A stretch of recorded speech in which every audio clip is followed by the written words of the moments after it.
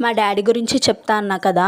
మేము చిన్నగున్నప్పుడు మా పేరెంట్స్ చాలా కష్టపడి మమ్మల్ని పెంచారు. మా డాడీ ఏమో సెంటరింగ్ వర్క్ చేసేది, అదే ఇల్లులు కట్టడం.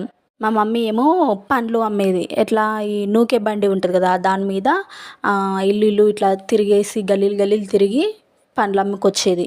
మేము మొత్తం ముగ్గురం, మా అక్క, నేను, మా తమ్ముడు.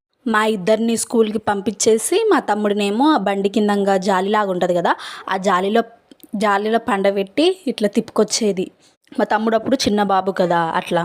మా డాడీ ఏమో మార్నింగ్ 6కి లేచి పనికి వెళ్ళేది, అదే నడుచుకుంటూ 2-3 కిలోమీటర్స్. ఎందుకు అంటే ఒకవేళ ఆటో ఎక్కితే ఆటోకి 2-3 రూపీస్ ఖర్చు అవుతాయని. అప్పుడేమో 10 రూపీసేనంట అసలు, మార్నింగ్ వెళ్ళి ఈవినింగ్ వరకు కష్టపడితే.